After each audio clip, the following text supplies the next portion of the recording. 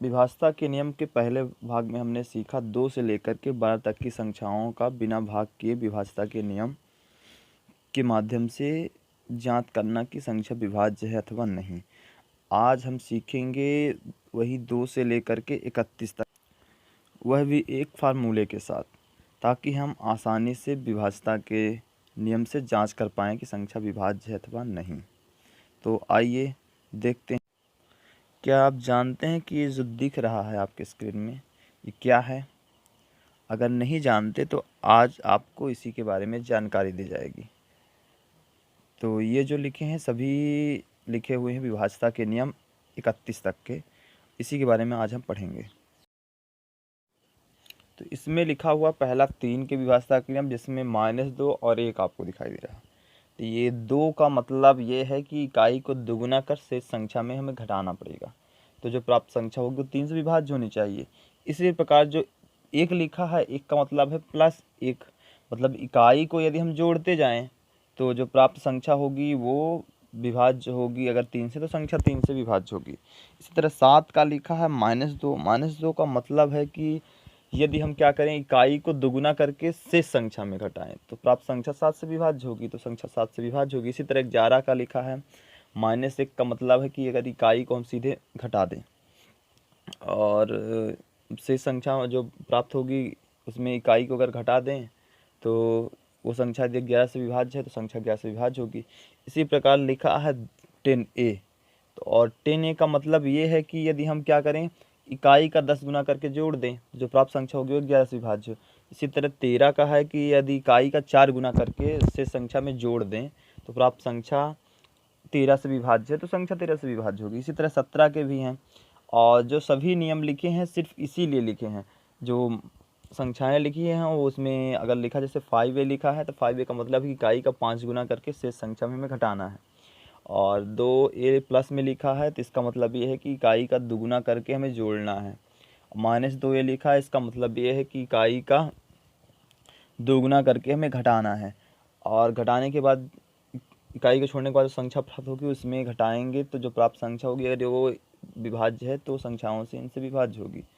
जैसे कि अगर हम 23 का देखें तो लिखा हुआ है कि 7a +7a, और +7a का मतलब ये है कि अगर इकाई का हम 7 गुना करके शेष संख्या में जोड़ें तो प्राप्त संख्या यदि 23 से विभाज्य है तो संख्या 23 से विभाज्य होगी। तो आइए देखते हैं।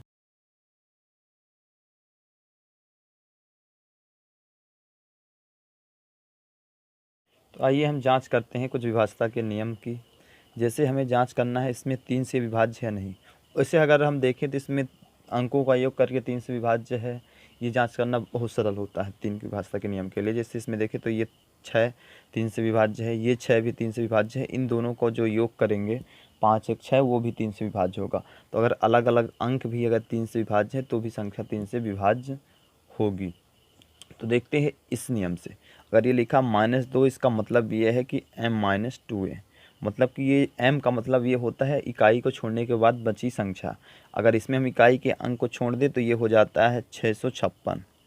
और 2a का मतलब कि इकाई का हम दुगुना करके घटाएंगे, माइनस लगा है मतलब घटाएंगे, तो ये इकाई का दुगुना, तो इकाई का अगर हम दुगुना करेंगे तो 1 का दुगुना 2 होगा, और ये घटाएंगे तो ये 4 आएगा, ये 5 और ये 654। अभी भी हमें अगर नहीं पता चल रहा है, अभी योग करके देखिए तो हो रहा है वैसे 6, ये हो जाएगा 5 4 9, तो ये भी 3 से विभाज्य हो जाएगा। कुल मिला के संख्या 3 से विभाज्य हो रही है। अगर हमें एक बार और ट्राई करना है तो हम इसका फिर से यही क्रिया को दोहरा सकते हैं। जैसे इकाई का दुगुना कर देंगे तो ये इकाई को छोड़ने के बाद अंक ये हो जाएगा, इसका दुगुना 8।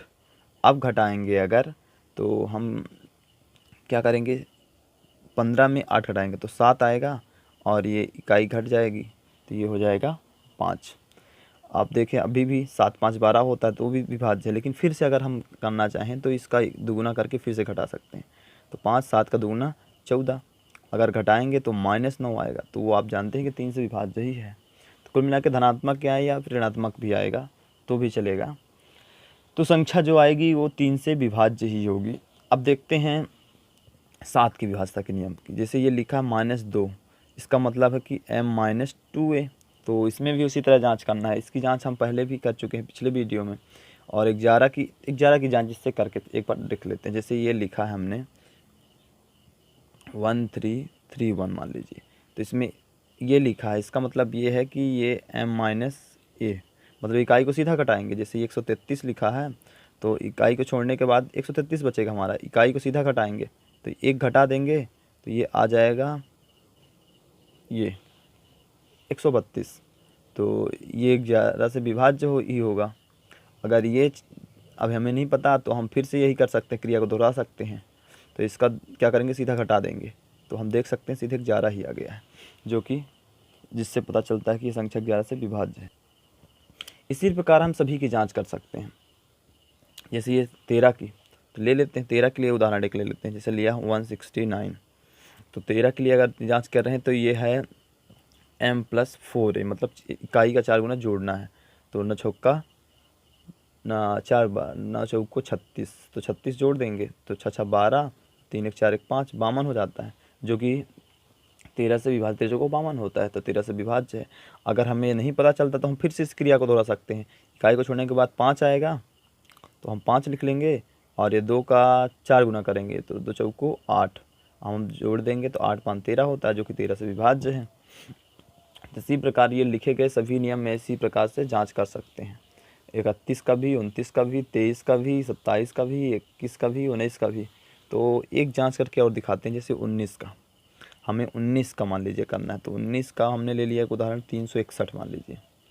तो एक का क्या करना है, 19 के लिए क्या है 2a है, मतलब 2 गुना जोड़ना है, m+2a 2 गुना जोड़ना पड़ेगा तो 36 हो जाएगा इकाई को छोड़ने के बाद। इसका 2 गुना है मतलब 2, तो देख सकते हैं 38 आता है, 19 दूना 38 होता है, तो 38 विभाज्य है, यानी ये पूरी संख्या क्या होगी 19 से विभाज्य होगी। तो अगर हमें इसको भी हम दोहरा सकते हैं, मतलब हम इसमें जितने भी नियम हैं उनका अगर एक बार प्रयोग करें नहीं पता चल रहा तो दूसरी बार मतलब उसी को दोहरा सकते हैं। छोटा अंक कर सकते हैं, छोटा से छोटा अंक, जिससे हमें पता चल सके कि संख्या विभाज्य है अथवा नहीं विभाज्य है। तो इसी प्रकार हम सभी विभाज्यता के नियम पढ़ सकते हैं, 3 का, 7 का, 11 का, 13 का, 17 का, 19 का, 21 का, 23 का, 27 का, 29 का, 31 का। तो आप इनके उदाहरण अलग अलग ले करके ट्राई कर सकते हैं। तो ट्राई कीजिए, फिर कमेंट के माध्यम से हमें बता सकते हैं।